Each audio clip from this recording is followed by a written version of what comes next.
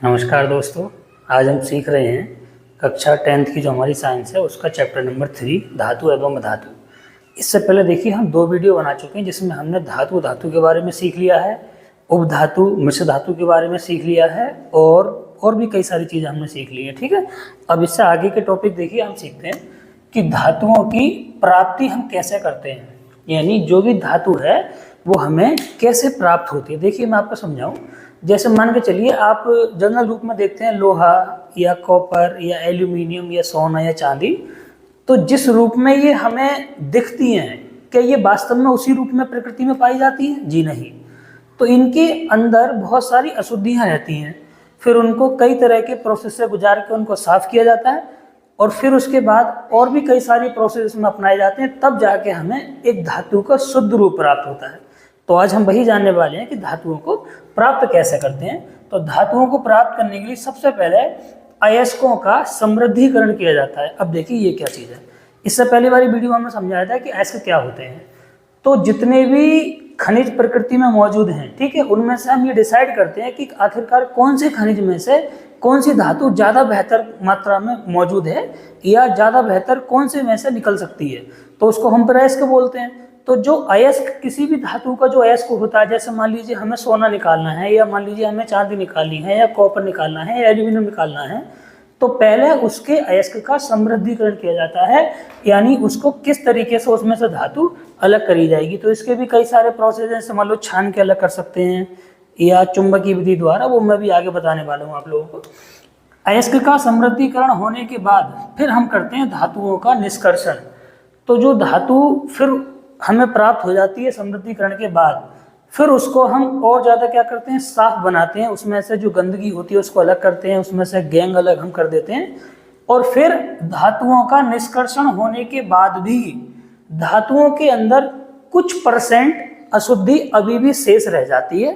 तो उस कुछ % अशुद्धि जो हमारी शेष रह गई है उसको भी हम 100% शुद्ध बनाते हैं, और उस 100% शुद्ध बनाने के लिए हमें करना पड़ता है धातुओं का परिष्करण।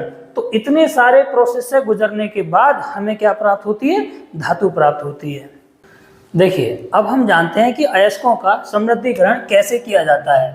तो देखिए अयस्कों का समृद्धिकरण करने के लिए कुछ निम्न प्रकार की जो विधियां हैं हम इनका क्या करते हैं, यूज करते हैं। देखिए मैं बताता हूँ। सबसे पहले पानी से साफ करके, मान लीजिए कोई अयस्क है और हम उसमें से कोई भी धातु प्राप्त कर रहे हैं, तो एक तरीका ये है कि हम उसे क्या करते हैं, पानी से साफ करके भी अलग कर सकते हैं। दूसरा, छान कर भी अलग किया जा सकता है उस अशुद्धि को। तीसरा, चुंबक के द्वारा भी अलग कर सकते हैं। और चौथा है, रसायनों का उपयोग करके भी अलग कर सकते हैं। अब आपके मन में एक सवाल आ रहा हो कि हम कैसे पता लगाएं कि हमें कौन सी विधि का यूज करना है।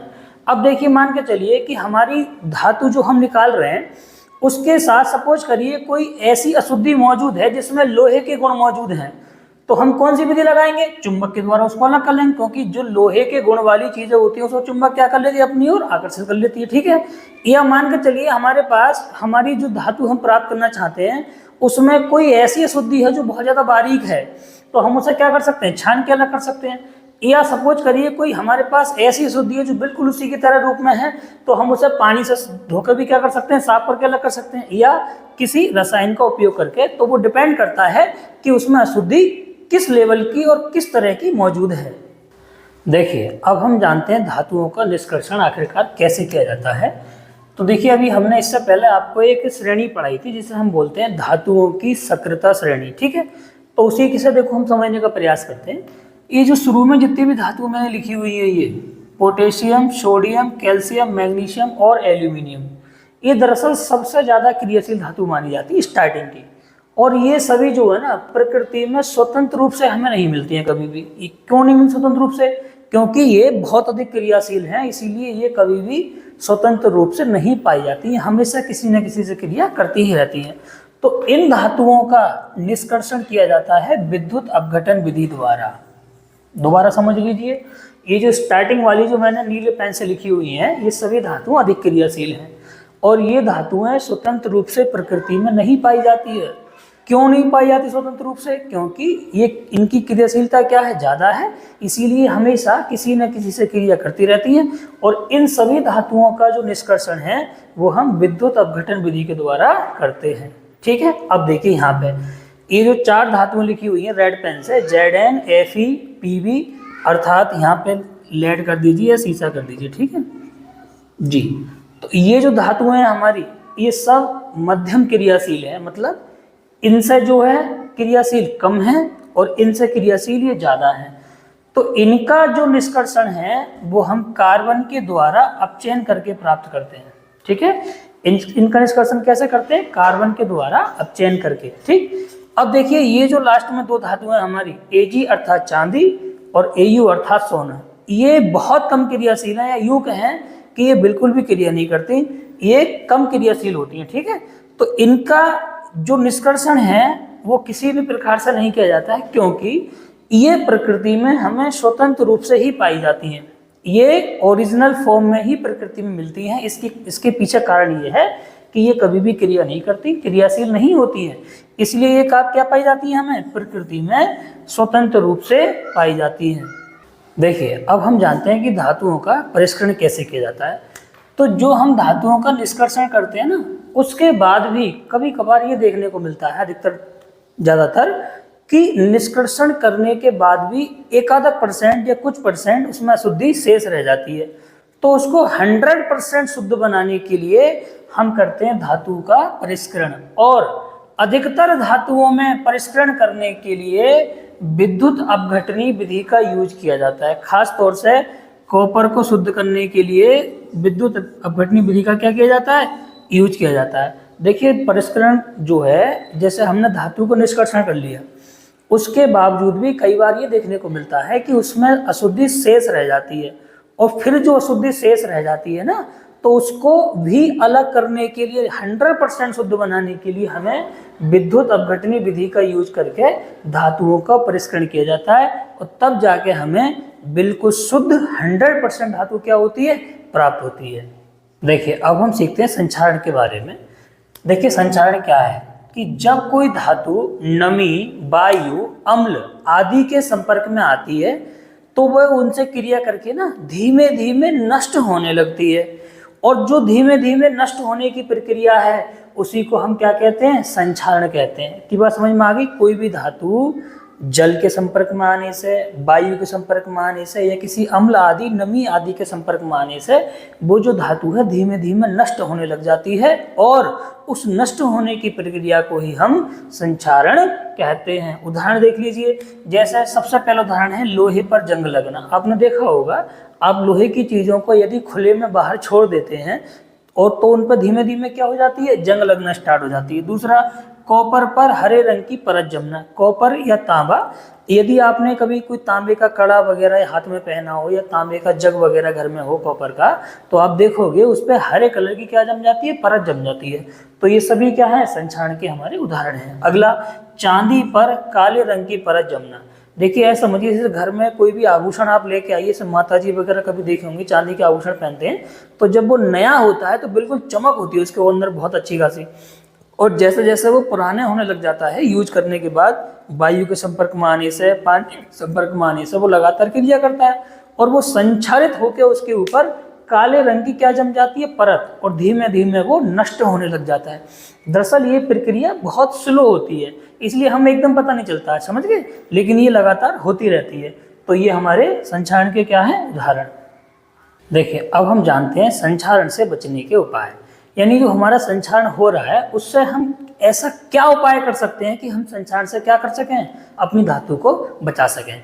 तो देखिए संक्षारण से बचने के कुछ हमारे पास निम्नलिखित उपाय हैं, जिसमें सबसे पहला उपाय है पेंट करके, और ये उपाय खास तौर से लोहे के लिए किया जाता है। आपने देखा होगा, लोहे की आप कोई भी वस्तु लेकर आइए, कोई गेट आपने घर में हो आपके, या कोई खिड़की वगैरह हो, तो यदि आप उस पर पेंट नहीं करेंगे, अर्थात कोई वार्निश अगर नहीं लगाएंगे, तो वो बहुत जल्दी गल जाता है।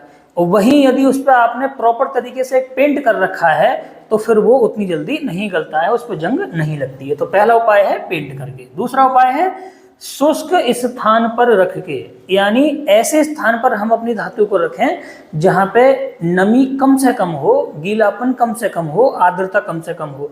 तो जब शुष्क स्थान पर रहेगा तो नमी के संपर्क में आएगा नहीं, और नमी के संपर्क में अगर धातु नहीं आएगी तो फिर उसका संक्षारण कम से कम होगा। ठीक है। तीसरा उपाय है वायु रोधी स्थान पर रख के। वायु रोधी मतलब ऐसे स्थान पर रखिए जहां वायु ना पहुंचती हो, यानी एयर टाइट पोजीशन में रख दीजिए, जिससे कि वहाँ जब वायु रोधी आप उसे बना देंगे तो फिर वहाँ ऑक्सीजन नहीं पहुंचेगी, और जब ऑक्सीजन ना होगी तो क्रिया होगी नहीं, और संक्षारण फिर वो धातु नहीं होगी हमारी। अगला है यसद लेपन करके। यसद लेपन का मतलब होता है उसके ऊपर जिंक की क्या कर देना, परत चढ़ा देना। तो किसी भी धातु के ऊपर जिंक की परत चढ़ा देने को यसद लेपन कहते हैं। तो इससे भी हम धातु को संक्षरित होने से क्या कर सकते हैं, बचा सकते हैं। अगला है मिश्र धातु का निर्माण करके। देखिए साइंटिस्टों ने ये पता लगाया कि धातुएं बहुत जल्दी जल्दी क्या हो जाती हैं, क्रिया कर लेती हैं, जिसकी वजह से वो गलना शुरू हो जाती हैं। इसलिए वैज्ञानिकों ने मिश्र धातु का निर्माण किया, जिसकी वजह से धातुओं की लाइफ बढ़ गई और उनका गलना सड़ना क्या हो गया, बंद। जैसे कि हमारा पीतल है या जर्मन सिल्वर है, ये सब क्या है, मिश्र धातु के उदाहरण हैं, क्योंकि इनमें दो या दो से अधिक धातुओं क्या कर जाता है, मिला मिला के बनाया जाता है, जिसकी वजह से उनकी लाइफ क्या हो जाती है, बढ़ जाती है। देखिए अब हम सीखते हैं कुछ इस चैप्टर में से महत्वपूर्ण प्रश्न कौन कौन से हैं। जैसा सबसे पहले नंबर 1, धातुओं को एक पतले तार के रूप में जो हम बदल देते हैं, तो इस गुण को हम कहते क्या हैं। देखिए मैंने आपको बताया था कोई भी धातु है हम उसको बहुत ज़्यादा बारीक पतले तार में क्या कर सकते हैं, चेंज कर सकते हैं। तो इस गुण को क्या कहा जाता है, तो इस गुण को कहा जाता है तन्यता। कई बार ये विकल्प वगैरह में पूछ लिया जाता है, ठीक है। अगला क्वेश्चन है हमारे पास कि हथौड़े से पीटने पर धातुएं टूटती नहीं हैं बल्कि फैल जाती हैं, तो धातुओं के इस गुण को हम क्या कहते हैं। आपने देखा होगा कोई भी धातु है यदि हम उसे हथौड़े से या किसी भारी चीज से पीटेंगे तो वो टूटेगी नहीं, जबकि फैल जाएगी और पतली बन जाएगी, ठीक है। तो हम इसको बोलते हैं अघातवर्ध्यता। क्या बोलते हैं, अघातवर्ध्यता। और मैं आपको बता दूं सबसे ज्यादा पतले रूप में हम सोने की धातु को बना सकते हैं। सबसे ज्यादा पतले रूप में किसको बना सकते हैं, सोने की धातु को, ठीक है। चलिए अगला देखो तीसरा क्वेश्चन, जब धातु की क्रिया किसी अम्ल से कराई जाती है तब हमें कौन सी गैस प्राप्त होती है। कई बार विकल्प में सवाल पूछा जाता है, तब हमें प्राप्त होती है हाइड्रोजन गैस। यहाँ से चौथा क्वेश्चन हम सीखते हैं। चौथा क्वेश्चन है हमारा कि सबसे अधिक क्रियाशील धातु कौन सी है। तो आपको भी मैंने बताया था कि सबसे ज्यादा क्रियाशील धातु हमारी कौन सी है, पोटेशियम है। ये क्वेश्चन देखिए विकल्प में आपको मिलेंगे, ठीक है। पांचवा सवाल है सबसे कम क्रियाशील धातु कौन सी है। तो अब सबसे कम क्रियाशील धातु कौन सी है, Au अर्थात सोना। पीतल क्या है, देखिए विकल्प में कई बार क्वेश्चन पूछा गया है कि पीतल क्या है और 4 आंसर देता है। एक में लिख देता है धातु, अधातु, उपधातु या मिश्र धातु। तो पीतल जो है एक मिश्र धातु है। क्यों है मिश्र धातु, क्योंकि ये कॉपर और जिंक दोनों को मिला के क्या होती है, बनाई जाती है, ठीक है। अगला देखेंगे लोहे से बनी वस्तुओं को हम पेंट क्यों कर देते हैं या लोहे पर पेंट क्यों किया जाता है। तो इसका आंसर है संक्षारण से बचाने के लिए। कुछ लोग पता है क्या लिख देते हैं आंसर में कि गलने से बचाने के लिए, जबकि वो गलत बात है। तो विज्ञान की भाषा में ही हमको जवाब देना है। तो आप लिखोगे लोहे की वस्तुओं को हम पेंट संक्षारण से बचाने के लिए करते हैं। एक लास्ट क्वेश्चन यहाँ पर सीख लेते हैं, अच्छा सवाल है, कई बार एग्जाम में आया है कि 100% शुद्ध कॉपर प्राप्त करने के लिए किस विधि का यूज किया जाता है। 100% शुद्ध कॉपर, बिल्कुल प्योर, तो हम उसमें लिखेंगे विद्युत अपघटनी विधि का प्रयोग करते हैं शुद्ध % कॉपर प्राप्त करने के लिए। कौन सी विधि का यूज करते हैं, विद्युत अपघटनी विधि का। अब देखिए मैं आपको बताऊं, आज की वीडियो में फिलहाल हम इतना ही रहने देते हैं, इससे आगे का हम किसी अगली वीडियो में और सीखेंगे, ठीक है। तो और एक रिक्वेस्ट मैं यहाँ से आप सभी लोगों से करना चाहूँगा कि इस वीडियो को कक्षा 10th वाले बच्चे जो भी हैं उन तक क्या कर दिया करें, अवश्य आप शेयर कर दिया करें। वीडियो को पूरा देखें तो आपके 100% समझ में आने वाला है। आप छोड़ छोड़ के वीडियो को देखेंगे तो शायद समझ में नहीं आएगा, ठीक है। बाकी मिलते हैं किसी अगली वीडियो में, तब तक के लिए नमस्कार।